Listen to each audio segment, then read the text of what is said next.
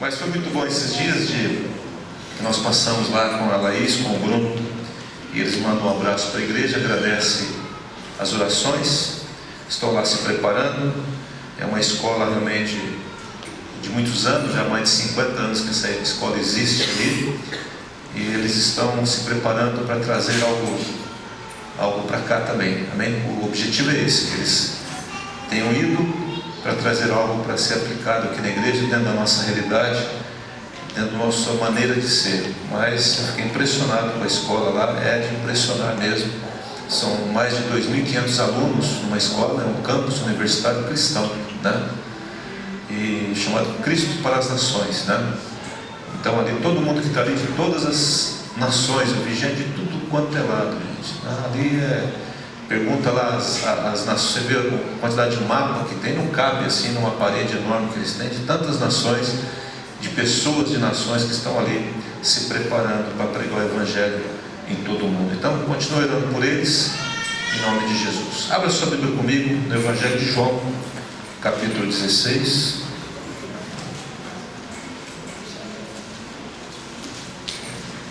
João capítulo 6, não 16.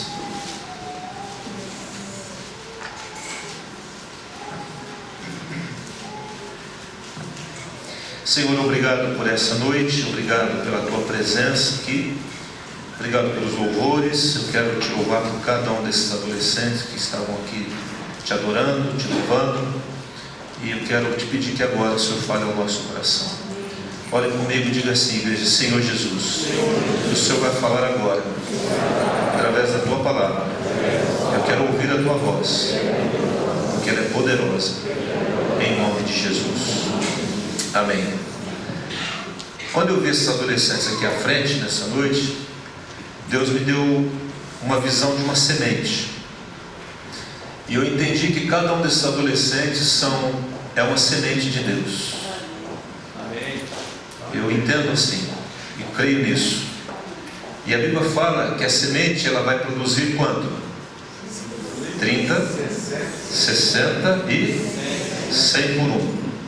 Aí Deus falou assim: quantos que você quer que produza cada um deles? Eu falei assim: eu quero 100. Eu falei assim: não, pera lá, vamos devagar. Podemos começar com 30? Pode. Eu falei: tá bom.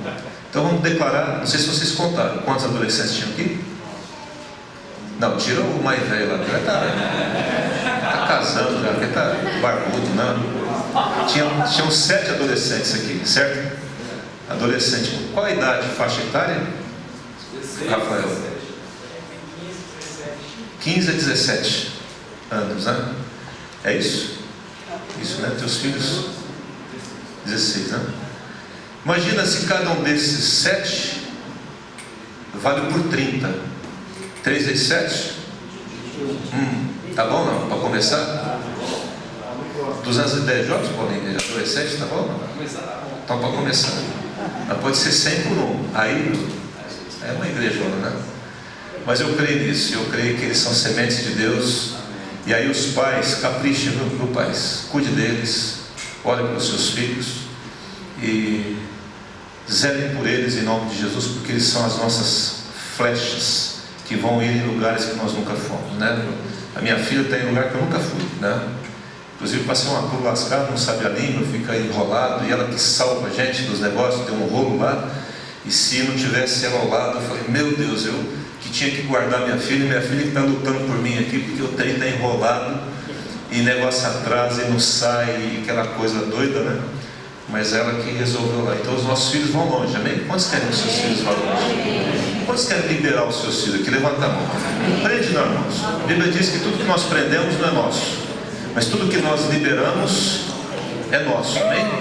Então levante as mãos aos céus e fala: Deus, eu libero meus filhos, coloco meus filhos nas tuas mãos, eles são teus, o Senhor pode enviá-los para onde o Senhor quiser.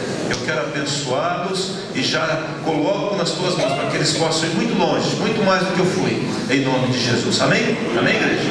Amém. Glória a Deus. João capítulo 6, versículo 38. E Deus está me falando aqui que você pode estar pensando assim: mas o meu filho vir para a igreja é muito difícil. Eu quero dizer para você isso, pai e mãe que está aqui: É mais fácil do que você imagina.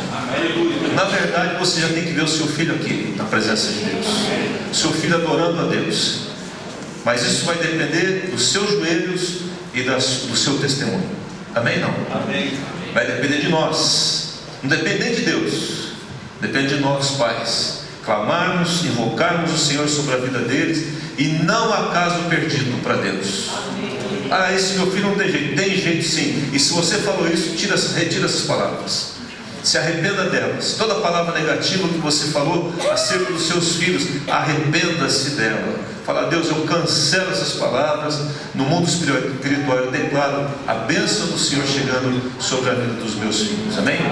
Mas essa não é a pregação. Vamos lá. João capítulo 6, versículo 38.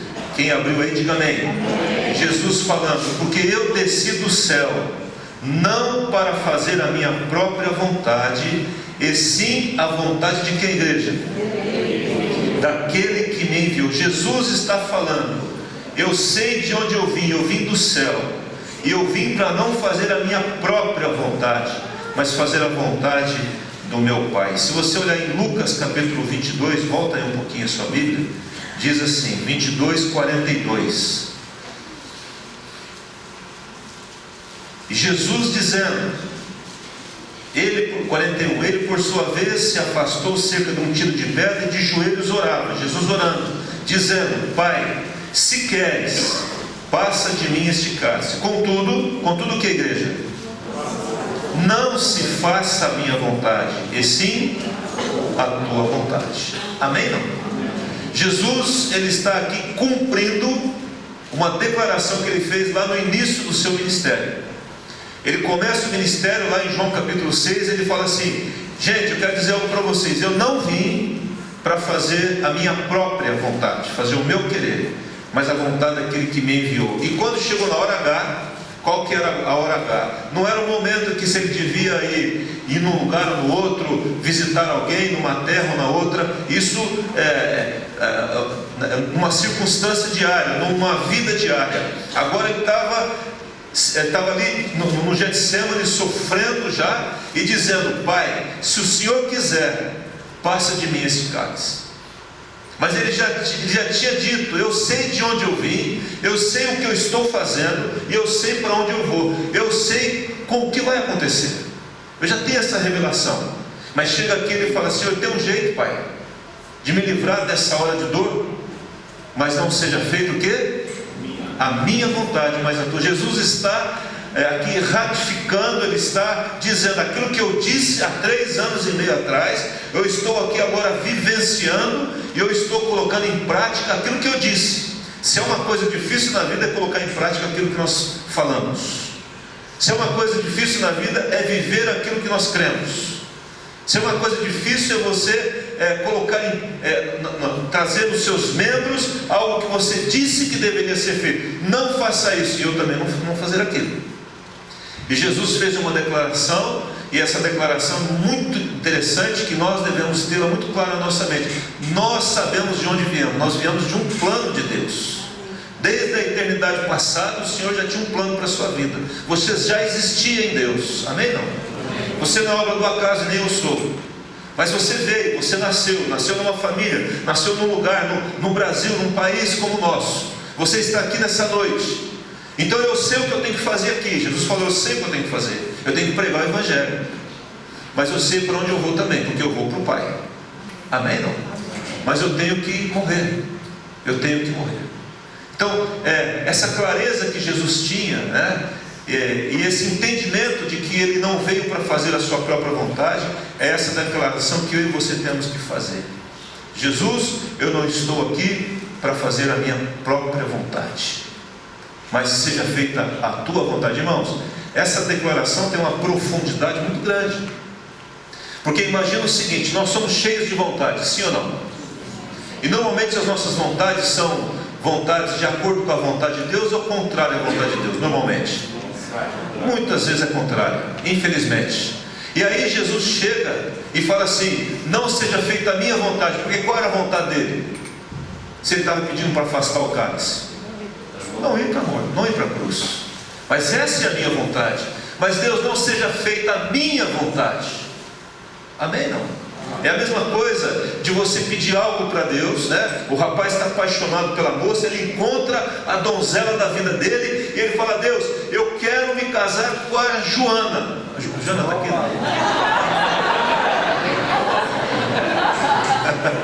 Isso aí, já casou, já não tem jeito. O que saiu Joana aqui? Deus está falando alguma coisa aí. Mas eu quero me casar com a fulana. Pronto, não tem nome fulano. E aí você está apaixonado, ela está apaixonada, e ele chega para Deus e fala assim: Deus, mas não seja feita a minha vontade. Dá para falar essa oração? Não? Mas Jesus fez exatamente isso, irmãos. Olha, não seja feita a minha vontade. Você está procurando emprego, daqui a pouco você acha o emprego dos seus sonhos, aí fala: você foi chamado, aí você fala assim: Deus, não seja feita a minha vontade, mas tem gente que não faz essa oração, porque vai que não seja da vontade de Deus. E aí, irmãos, nós colhemos muitos frutos negativos. É isso que eu quero falar um pouquinho com você nessa noite. Muitos dos frutos que nós estamos colhendo é porque nós não conseguimos, o que eu disse? Colocar a nossa vida totalmente nas mãos de Deus. Deus não é Senhor 100% das nossas vidas. E é por isso que nós entramos em muitas enrascadas. Porque chega uma hora que prevalece a nossa vontade.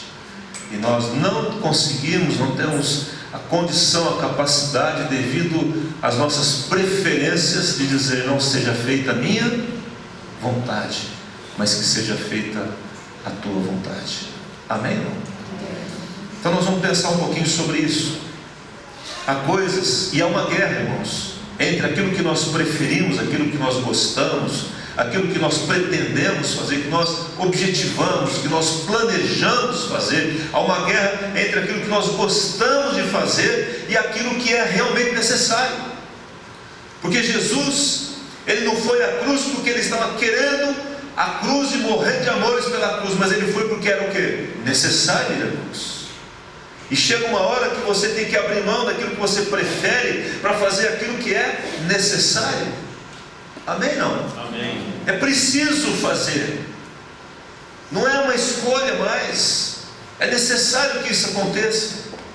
E aí eu abro mão da minha vontade. Essa é uma guerra de valores. É uma guerra entre os meus valores, os meus pensamentos, as minhas preferências, o meu conforto e a vontade de Deus para mim. Eu me lembro, quando eu era novo convertido, eu descobri uma coisa. Eu li uma frase na Bíblia, um versículo que estava dizendo assim: quanto mais é dado, mais vai ser exigido. Está escrito na Bíblia. Eu falei: opa, vou parar de ler a Bíblia. Vou sentar no último banco da igreja e só vou ser um crente mais ou menos só para ir para o céu. Porque eu sei que quanto mais eu entrar nisso, mais ele vai o quê? Requerer de mim.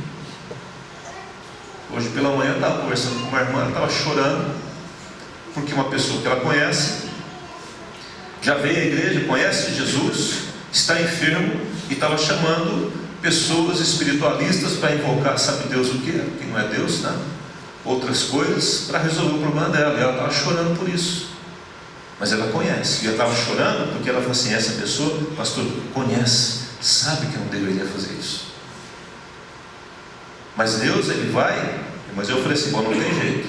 Se o Senhor tem um chamado para mim, não seja feita a minha vontade, mas a tua vontade. E aí nós começamos a conhecer um pouco da palavra, e as exigências, elas aumentaram ainda mais. Nós valorizamos e temos prazer em coisas, muitas vezes, que não são necessárias. É interessante, aquilo que nos dá prazer normalmente não é muito necessário. Percebe? Você já percebeu que tudo que é muito bom engorda, tem colesterol, tem negócio de glicemia. Tudo que é bom parece que não pode. Já percebe? Não? Perceberam isso? Quem gosta de uma picanha assim no ponto, uma gordurinha, coisa boa, hein? E uma feijoada daquelas assim, de arrebentar o caneco, né? Mas aí você pega o teu exame de sangue, o negócio não está legal, né? Você fala, então eu não tenho que fazer o que eu gosto, aquilo que eu prefiro, eu vou fazer o que é necessário. Amém? Eu começo a substituir a minha alimentação por outra alimentação. Para quê? Para cuidar daquilo que Deus me deu. Nós temos que parar de vez em quando para avaliar o que nós temos feito, onde nós temos gastado o nosso tempo, as nossas energias, e ver o fruto disso. Porque às vezes, irmãos, nós estamos nos envolvendo em coisas que são desnecessárias e que não estão produzindo um fruto concreto, e isso não tem trazido nada de bom para mim. Eu tenho que avaliar como que eu tenho utilizado o meu tempo, o meu dinheiro, as minhas energias, para chegar no final da minha vida e falar assim, mas por que eu não pensei antes? Por que eu não avaliei antes quando eu estava gastando a minha vida? Porque eu fiquei correndo de coisas em que eu gostava e preferia, mas não estava fazendo as coisas realmente necessárias e que eu deveria fazer. É isso que eu quero falar um pouco aqui. Eu quero falar sobre 3 coisas não necessárias, mas que nós queremos fazer e gostamos de fazer, e 3 coisas que são necessárias e que nós não gostamos de fazer. Vocês entenderam ou não? Coisas que não são necessárias e que nós gostamos, coisas que são necessárias e assim por diante. Amém? Primeira coisa, vai lá comigo em Marcos capítulo 14. Nós vamos ler 6 passagens bíblicas de agora em diante. Então segura a sua Bíblia, o seu celular, o seu instrumento aí, sua Bíblia, onde ela estiver. Mas eu queria que você acompanhasse comigo. Marcos capítulo 14, no versículo de número 29. Quem abriu, diga amém. Amém. Então vamos lá. E ele disse, não, Marcos e Mateus, era lá, Marcos 14, 29. Diz assim a palavra: disse-lhe Pedro, ainda que todos se escandalizem, eu, o que? Jamais. Respondeu-lhe Jesus, em verdade te digo, que hoje, nesta noite, antes que 2 vezes cante o galo, tu me negarás 3 vezes. Mas ele insistia com mais veemência: Jesus, ainda que me seja necessário morrer contigo, de nenhum modo te negarei. E assim disseram todos. O que aconteceu com ele depois disso? Negou 3 vezes, como foi dito aqui. A primeira coisa, querido, que não é necessário, é você assumir compromissos que Deus não pediu para você assumir. Jesus não disse para Pedro assumir esse compromisso. Jesus não convidou Pedro para morrer com ele. Ou convidou? Tem alguma coisa assim aqui? Não. Jesus falou assim, gente, eu vou morrer, então vamos morrer todo mundo junto. Não, não fez isso. Ele disse, eu vou morrer, e é necessário que isso aconteça. E Pedro disse, não, Senhor, olha, se o Senhor morrer, eu vou morrer junto com o Senhor, né? E ele fez um compromisso, ele fez um pacto, ele liberou a palavra, ele assumiu uma responsabilidade diante de Jesus. E Jesus, conhecendo Pedro, falou assim, você não aguenta essa ainda, você não está preparado para isso. Vai chegar o dia que isso vai acontecer. E ele avisou Pedro antes de morrer, que um dia alguém iria pegar Pedro pela mão, ele iria ir para um lugar que ele não gostaria de ir. E assim aconteceu. Mas nesse momento aqui, ele assume um compromisso. Irmãos, como nós temos muitas vezes assumido compromissos que Deus não pediu para nós assumirmos. Deus nunca disse aquilo, mas nós achamos que fazendo aquilo ou aquela outra coisa, nós estamos agradando a Deus. E Deus falou, eu não pedi isso para você. Nós respeitamos determinadas doutrinas, né, que não são bíblicas, mas são usos e costumes que algumas igrejas adotam, mas Deus nunca pediu aquilo. Mas a pessoa insiste em fazer, achando que aquilo é alguma coisa necessária, e não é necessário. Não é necessário para a salvação de absolutamente ninguém. Certa vez, os discípulos estavam caminhando e tiveram fome, era um sábado. Eles passaram numa plantação de milho e apanharam os milhos e foram comendo milho. E os fariseus chegaram para Jesus e falaram, Jesus, olha lá, eles estão comendo, estão colhendo no sábado não pode fazer nenhum trabalho. Aí Jesus olha para eles e fala assim, o sábado foi feito por causa do homem, não o homem por causa do sábado. Ou ao contrário, o homem, não quer? Deixa eu pegar aqui, senão O sábado foi estabelecido por causa do homem, e não o homem por causa do sábado. Ou seja, o sábado existe para servir o homem, e não o homem por causa do sábado. Vocês não estão entendendo. Esse negócio de sábado é para você descansar, é para você ter um tempo, mas não é uma coisa que vai te privar de comer. Jesus estava ensinando agora um novo tempo, inaugurando um novo tempo, onde a graça de Deus sobrepujava toda e qualquer lei, onde Ele, Jesus, iria cumprir toda a lei. Certa vez os discípulos estavam comendo e foram chamados para comer, estavam comendo sem lavar as mãos. Os fariseus novamente chegam: Jesus, os seus discípulos estão comendo com as mãos sem lavar. E Jesus disse assim: gente, deixa eu falar algo para vocês, não é o que entra no homem que contamina, mas é o que sai, porque o que sai do coração.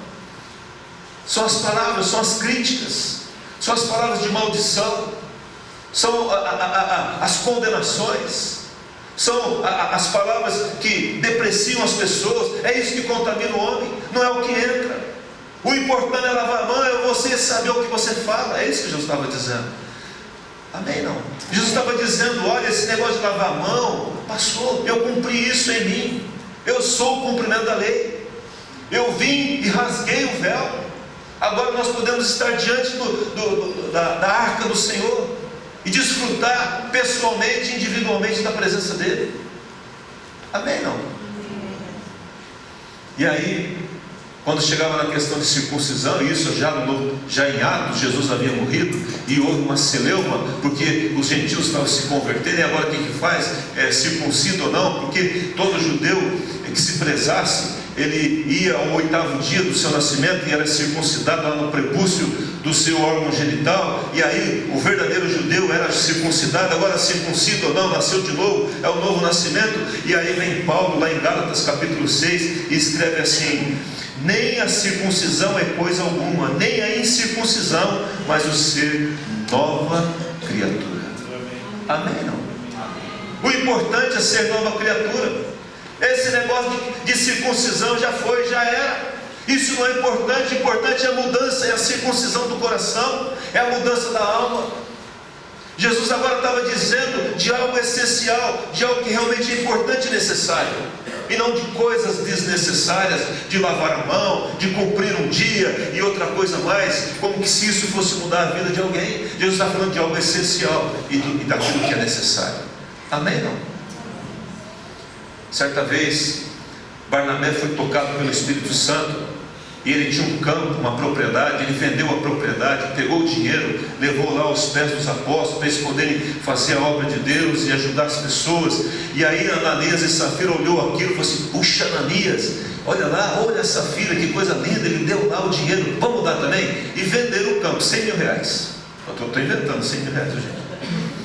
100 mil reais. Aí eles foram para cá e falaram assim: rapaz, muito dinheiro esse negócio, vou dar tudo isso aqui. Vamos fazer o seguinte, vamos dar 80 e vamos segurar 20 para nós. Esse negócio do plano da Dilma, esse negócio aí pode dar um problema, vamos segurar, porque vai que acontece alguma coisa, a gente tem aqui uma coisinha para pegar, tá em coisa. E levaram lá papel e falaram assim: está aqui, ó, vendemos o campo, está aqui o valor integral. Deus pediu para eles vender o campo, sim ou não? Não. E aí eles vendem o campo e mentem. E Pedro, ungido pelo Espírito Santo, fala assim: vocês estão mentindo, gente, não precisava disso, não tinha necessidade, não era necessário. Amém? Não era preciso isso. Só que agora vai ter uma consequência séria, e os dois acabaram perdendo a vida por causa disso. Tem gente perdendo vida porque está fazendo coisas desnecessárias. Não é importante, não é necessário. Amém? Mas nós queremos fazer porque queremos que as pessoas vejam. Queremos ver, é uma performance. Jesus está olhando o coração. Jesus não está olhando o desempenho seu, Ele está olhando o seu coração e o meu coração. Amém? A segunda coisa, Lucas capítulo 10. Quem está entendendo? Diga amém. Amém. Lucas 10, versículo 42. Diz assim: 41. Respondeu-lhe o Senhor: Marta, Marta, andas inquietas e o quê? E te preocupas com muitas coisas. Lucas 10, 41 e 42. Entretanto, pouco é necessário, ou mesmo uma só coisa. Maria, pois, escolheu a boa parte, e esta não lhe será tirada. A segunda coisa que não é necessário é fazer muito, irmãos. Deus não nos pede para fazer muito, mas Ele nos pede para fazer o necessário. Amém? E ele entra na casa de Marta e Maria. A Marta está lá inquieta, correndo de um lado para o outro, desesperada. E para servir, a Maria para, a Marta, né? A Maria para ouvir Jesus. E ela reclama com Jesus e fala: Jesus, manda que ela me ajude. Eu estou aqui atarefada, estou aqui preparando tudo. Ele fala assim: eu não vim aqui para comer, eu vim aqui para que vocês me ouçam, porque o que eu estou falando para vocês são palavras de vida eterna. Eu quero trazer uma palavra para vocês. É importante comer, sim, mas não é essencial. O importante é estar aos pés do Senhor. Queridos, eu escrevi aqui: ouvir e ter comunhão com o Pai traz tranquilidade para o serviço. Nós vamos ter que trabalhar, sim ou não? Amanhã é segunda-feira, viu, moçada? Tem que trabalhar, não tem jeito. Acordar cedo para o serviço, enfrentar lá o chefe, a chefe, e você falar: meu Deus, que essa segunda-feira não chegue não, porque eu sei que eu vou encontrar lá, mas vai ter que ir amanhã lá para trabalhar, não tem jeito, né? Amém? Não? Amém. Não tem jeito.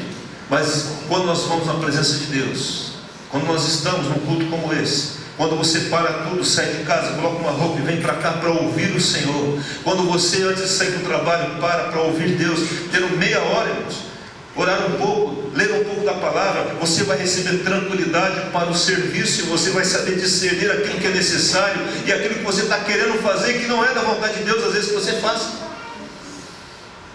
Eu não faço o que eu prefiro, eu faço aquilo que é necessário, aquilo que Deus quer que eu faça. Mas para eu entender isso, eu tenho que parar para ouvir dele.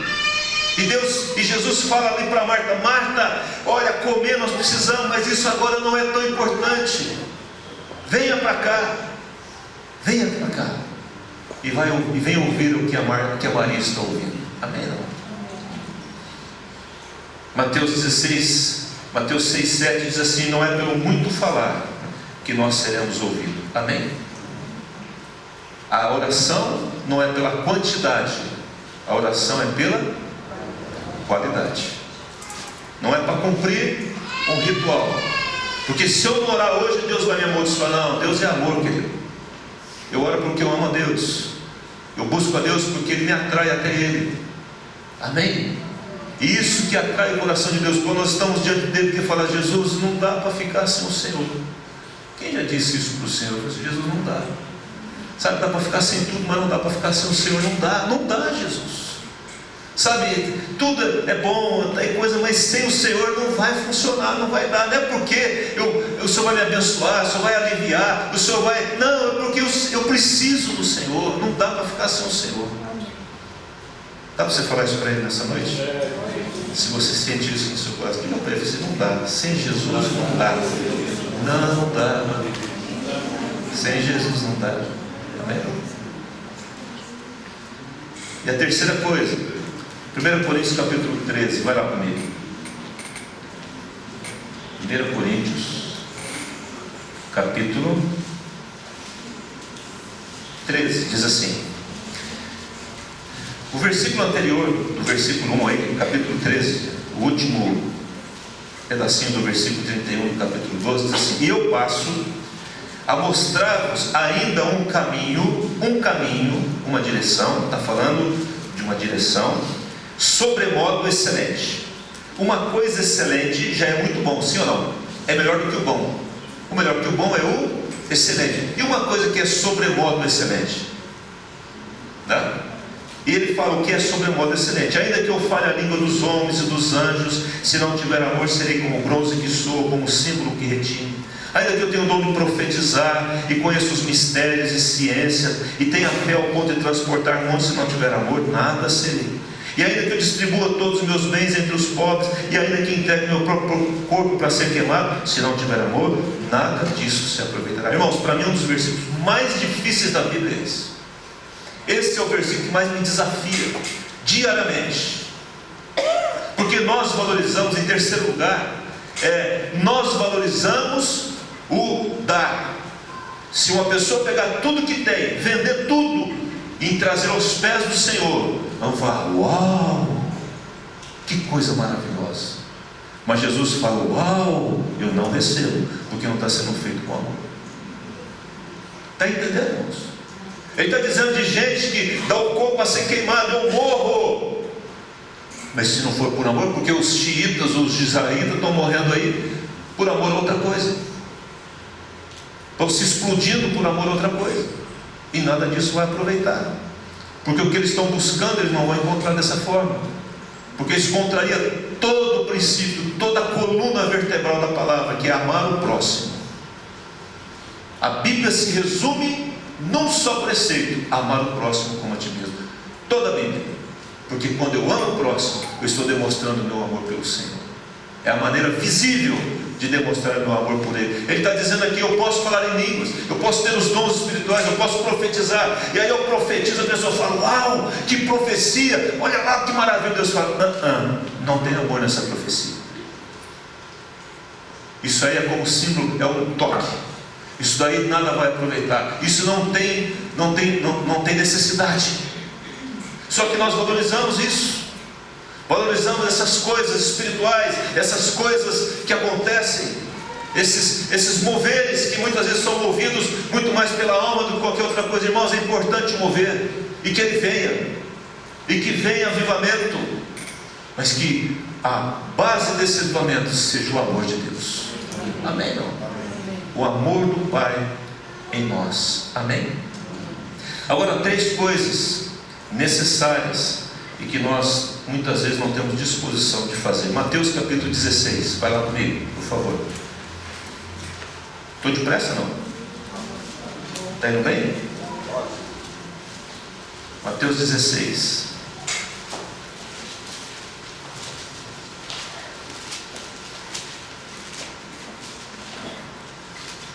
Diz assim: desde aquele tempo começou Jesus a mostrar a seus discípulos que lhe era necessário seguir para Jerusalém e sofrer muitas coisas dos anciãos, dos principais sacerdotes e dos escribas, e ser morto e ressuscitado no 3º dia. E Pedro, chamando à parte, falou: Jesus, vem cá. Começou a reprová-lo, dizendo: tem compaixão de ti, Senhor, isso de modo algum te acontecerá.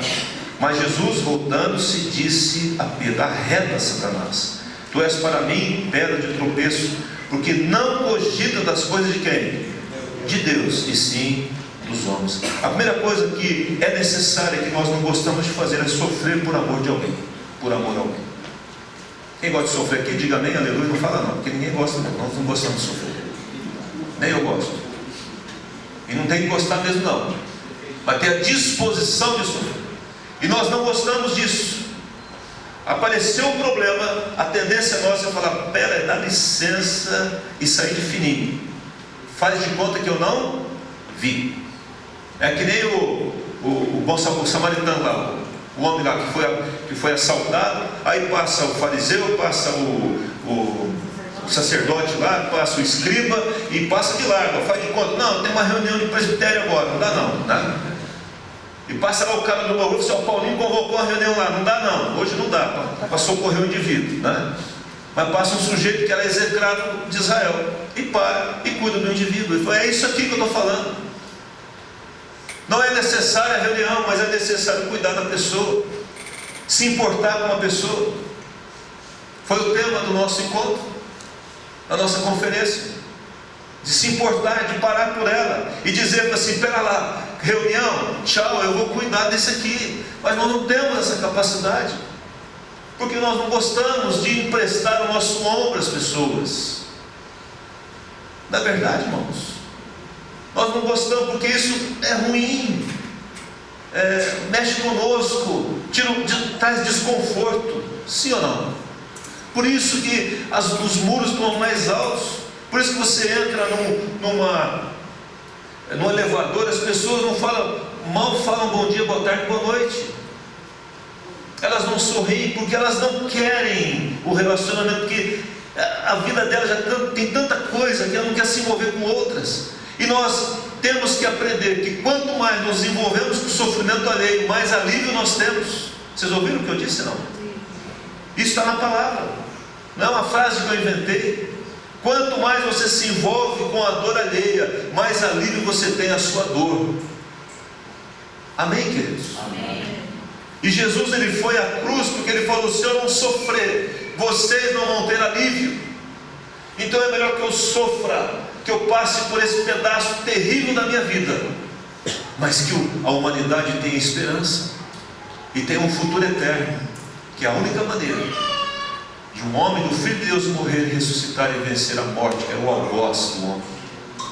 O último inimigo a ser vencido é a morte, e ela foi vencida em nome de Jesus. Agora Pedro, ele não entendia isso, ele queria aliviar. Irmãos, deixa eu falar algo para você. Muitas vezes, eu vou falar algo delicado agora, e eu quero que você me entenda. Muitas vezes nós queremos poupar as pessoas de sofrimento, e elas não crescem porque o sofrimento traz crescimento. É verdade. Às vezes nós, como pais, queremos poupar tanto os nossos filhos do sofrimento, que eles ficam filhos incapazes, filhos que não tomam decisões, porque eles não colhem aquilo que eles estão plantando. Está entendendo? E nós não podemos impedir que alguém colha aquilo que plantou, nem Deus impede, irmãos. Como Pai eterno, como Senhor, como o Pai dos pais. Então fez, vai ter que colher. Eu estou junto com você. Você não está sozinho, mas você vai ter que passar por esse pedaço. Não tem jeito. Muitas vezes nós nos cercamos de tantas coisas, nós assumimos tantos compromissos que não são nossos. Nós estamos tão sobrecarregados de coisas que nós não fomos chamados por Deus para assumir. Nós estamos angustiados porque assumimos coisas que não deveríamos assumir. Estava conversando com uma irmã no final do culto da manhã, e ela está cuidando de uma pessoa, da família, tal e coisa, e ninguém se prontifica, e ela está cuidando de um, de outro, e está sobrecarregada, tal e coisa, até que ela ficou doente. A hora que ela ficou doente, o que aconteceu? Os outros parentes foram lá fazer o que eles não estavam fazendo. Ué, mas então eles poderiam ter feito antes e não fizeram por quê? Porque ela tomou para si toda aquela responsabilidade que não deveria ser só dela. Está entendendo? E às vezes nós ficamos assumindo coisas e chegamos diante de Deus. Jesus fala assim: vinde a mim todos que estáis cansados e o quê? Sobrecarregados. Sobrecarregado por quê? Por que está sobrecarregado? Ele diz assim: o meu fardo é o quê? Jesus fala que o fardo dele é o quê, gente? É leve. Mas por que eu estou sobrecarregado? Porque eu estou assumindo coisas que Deus não pediu para eu assumir. Vocês estão entendendo? Não. Por isso que eu estou pesado. Ele fala assim: então, me dá o seu fardo, a sua sobrecarga. O amor de Deus, irmãos. Você assumiu coisa que não devia. Se fosse eu, passar agora, se vira. Assumiu agora, né? Mas Jesus fala assim: não, vem cá, dá a sua sobrecarga, mas entenda, Ele não vai assumir todo o seu fardo. O que eu disse? Não vai assumir todo o seu fardo. Ele vai o quê? Aliviar o seu fardo. Entenda bem isso. Sempre vai haver um pezinho nessa história. Nunca vai haver ausência total, 100% de sofrimento. Não tem como, irmãos. Esse evangelho que fala que você creu, agora vai ser 1000 maravilhas, não é evangelho bíblico, não é a Bíblia. Porque a Bíblia diz que nós vamos sim, vamos ter que renunciar a um monte de coisa, nós vamos ter que viver uma vida, vamos ter apoiar as pessoas, nós vamos levar as cargas uns dos outros e assim por diante. Está escrito na palavra. Mas tem coisa que você está carregando que você não deveria estar carregando. Não te pertence esse peso. Eu me lembro de uma situação que nós atravessamos aqui, eu e a Jardine, e uma pessoa que foi membro da igreja lá em Bedouro, quando a gente era pastor, e ela está numa outra cidade, já foi ordenada pastora lá, tudo, e deu um boroló lá na vida dela, e ela correu aqui para pedir ajuda. Eu fui orar. Eu falei assim: esse caso não é nosso, esse problema não é nosso, não vamos entrar nisso. A pessoa ficou muito chateada conosco, mas ela tinha pastor, pastora, tal coisa. Eu fiquei muito tranquilo, porque no meu início de ministério eu pegava tudo que vinha e nem perguntava para Deus.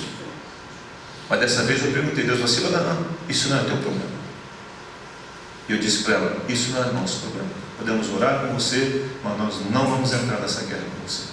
Vai lá, procure os seus pastores, Deus te abençoe, tal coisa, porque Deus não me chamou para aquilo ali. Está entendendo, irmãos? Jesus entrava num lugar, tinha 100 pessoas enfermas, ele curava um e ia embora. Por quê? Tinha lugar que tinha 100 enfermos, ele curava 100. Porque era a direção de quem? Do Pai. Deus falava assim com ele. Ele amava menos ou não? Não. Não era para ele fazer. Nós temos que ter discernimento no Espírito. Por isso precisamos ter vida com Deus, para saber aquilo que é necessário e aquilo que nós somos levados pelas nossas emoções, por um dó que não é do Espírito Santo, mas sim uma direção de Deus para nós. Mas nós não gostamos muito de sofrer com as pessoas, não, ou pelas pessoas, ou com as pessoas, mas é necessário que isso aconteça. Amém? Amém. Segunda coisa, Marcos capítulo 13. Mateus, Marcos. Estou encerrando. Marcos 13, versículo 10.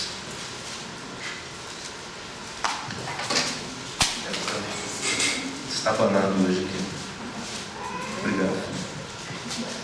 13, 10. Diz assim: mas é necessário, é o que, gente? Que primeiro, o que? O Evangelho seja o que? Pregado a todas as nações. O que é necessário? Que o Evangelho seja pregado. Mas nós não gostamos muito de pregar o Evangelho. Pelo menos boa parte de nós. Por isso nós não o fazemos. Amém? Não fazemos porque não gostamos. Não queremos fazer. Não nos sentimos confortáveis. Isso não nos agrada às vezes. Mas o mundo está morrendo. O nosso país nunca precisou de tanta oração, irmãos. Haja visto, olha o jornal, vê como que está. Mais do que nunca Deus está precisando de gente, homens e mulheres, que possam encabeçar essa nação e dizer: basta, chega. O Brasil não tem jeito. Tem jeito sim, porque é um Deus maior que o Brasil. A solução não está nos governantes, está no Deus que governa essa nação. O Brasil pertence a Ele. Porém, Ele usa homens que sejam incorruptíveis, homens que não se vendam, homens que não barganhem, homens que tenham uma postura firme diante dEle e da sua palavra, e diga: não faço, não vou. Mas você vai perder, não tem problema, não vou perder. Porque com o Senhor, eu prefiro perder com os homens e ganhar com o Senhor, porque Ele vai garantir. Mas Ele diz: olha, é necessário que o Evangelho seja pregado, e Deus está precisando que você fale, que eu fale, que nós vivamos o Evangelho e que nós preguemos esse Evangelho com vida e com palavras no lugar onde nós estamos, para mudar o ambiente onde nós estamos. Lá no capítulo 16, versículo 15, ele fala: ide por todo mundo e pregai o Evangelho a toda criatura. Vai e pregue, vai e viva o Evangelho, fale dele, fale do amor de Deus. Eu não me importo com se a pessoa está entendendo ou não, irmãos. Agora mesmo aqui um rapaz me mandou um WhatsApp. Ele não é cristão, mas eu peguei e mandei um versículo para ele. Eu dou um presente para ele, falo o amor de Deus para ele, eu abençoo a vida dele. Ele toda hora vem falar comigo. E Deus está produzindo nele, irmãos. O problema do convencimento não é meu. O problema do convencimento é do Espírito Santo. Cabe a mim pregar. Amém? E aí a pessoa está rejeitando a gente. Não, está rejeitando aquilo que é mais importante, que é a palavra de Deus, que é o próprio Deus. Amém? Em último lugar, João capítulo 17. Coisas necessárias é que nós não fazemos. Sofrer por amor às pessoas, pregar o Evangelho. Em último lugar, João 17, oração sacerdotal de Jesus, que diz assim, João 17, 21: a fim de que todos sejam um, como és tu, ó Pai, em mim, e eu em ti, também sejam eles em nós, para que o quê? Um creia que tu me enviaste. A terceira coisa é ser um, é ter unidade entre nós. E a unidade exige, por isso que nós temos dificuldade de ser um, porque a unidade ela exige renúncia. Para eu ser um com você, você vai ter que abrir mão de algumas coisas, eu vou ter que abrir mão de algumas preferências minhas, de alguns gostos meus, para eu poder ser um com você, a gente falar a mesma língua, orar em concordância e o céu descer no lugar onde nós estamos. Amém?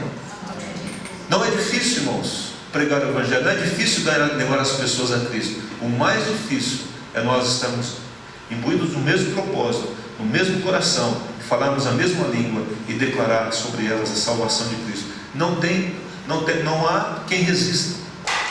A igreja do primeiro século, aqui a igreja de Atos, diz a Bíblia que Deus acrescentava as pessoas diariamente. Deus ia acrescentando. Por quê? Porque eles tinham unidade.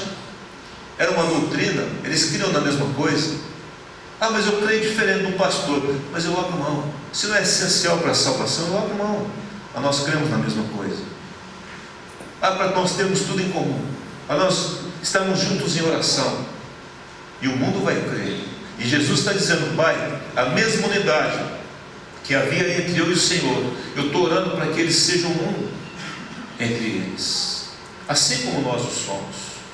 Porque quando houver unidade entre nós, quando eu tiver o mesmo sentimento, quando eu me importar com você, quando eu abrir mão de mim mesmo e sofrer com você, me alegrar com você, quando eu criar coragem e abrir mão da minha imagem e pregar o Evangelho com o risco de ser interpretado, sei lá de que forma for, e falar do amor de Deus para as pessoas, quando nós formos um, o mundo vai crer, diz a Bíblia.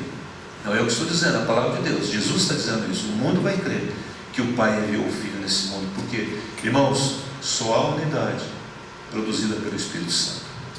Amém? Não? Eu posso ter até um companheirismo, ser amigo seu, mas unidade é quando o mesmo Espírito vive no coração de ambos, e nós cruzamos no Espírito e cremos na mesma verdade, e oramos em concordância. Aí o céu vem. Sabe o segredo de você ter um lar abençoado? Não é difícil ter um lar abençoado. Basta você, marido, concordar com a sua esposa, a esposa concordar com você, e vocês orarem juntos, e vocês declararem sobre a sua casa, os seus filhos, a bênção de Deus. Basta nós, como igreja, ajoelharmos, vir aqui nos períodos de oração e declarar o mover do Espírito aqui nesse lugar. Não tem quem segure isso, porque nós estamos juntos em unidade. Amém? Não? Que o Senhor produza isso, essa diferenciação entre aquilo que é minha preferência e aquilo que é realmente necessário. Que você venha optar para aquilo que é necessário. É necessário. É necessário a santidade. É necessário a verdade. É necessário a comunhão. É necessário eu buscar a Deus. É necessário eu falar do amor de Deus. É necessário.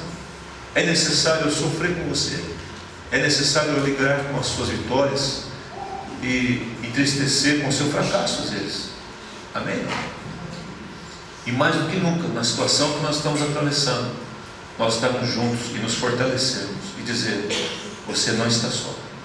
Amém? Vamos ficar em pé e vamos orar em nome de Jesus. Aleluia.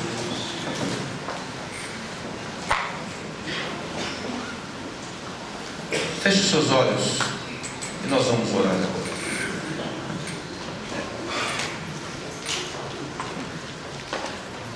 Nessa quarta-feira nós vamos encerrar as 9 semanas das bem-aventuranças e vamos ungir a todos. Se você veio em 1, 2 reuniões ou em todas, não importa, venha para receber essa última unção, porque felizes são aqueles que passam por essas 9 coisas. Amém? Não?